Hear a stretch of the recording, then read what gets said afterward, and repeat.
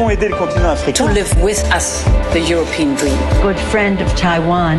Europe 1, bonjour. Europe 1, 7h-5. L'heure de votre revue de presse internationale. Nous partons d'abord en Inde. Bonjour, Combastin. Bonjour. De quoi parlent les journaux de la plus grande démocratie du monde ? Des résultats chocs des élections nationales annoncés hier. La coalition de Narendra Modi remporte 290 sièges au Parlement.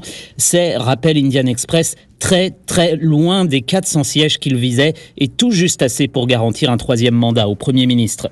C'est un peu comme si les gagnants avaient perdu et les perdants avaient gagné, juge India Today dans un édito. Car l'opposition, elle, remporte 230 sièges et montre qu'elle existe encore face aux nationalistes hindous. Les analyses politiques vont bon train face à ce verdict des urnes beaucoup plus serré que prévu pour Narendra Modi.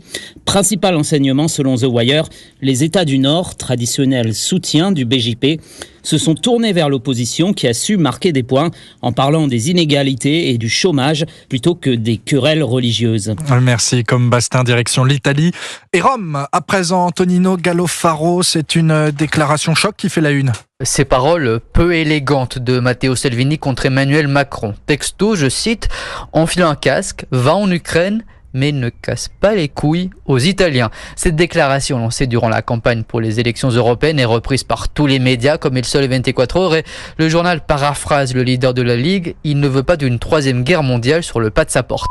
La chaîne de télévision La 7 remet ces mots dans leur contexte. Matteo Salvini attaque violemment la volonté du président français d'envoyer des troupes en Ukraine.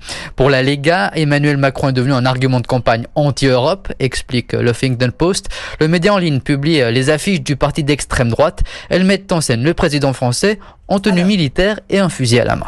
Merci Antonino Gallofaro et merci aux correspondants d'Europe 1. C'était la revue de presse internationale. La revue de presse internationale.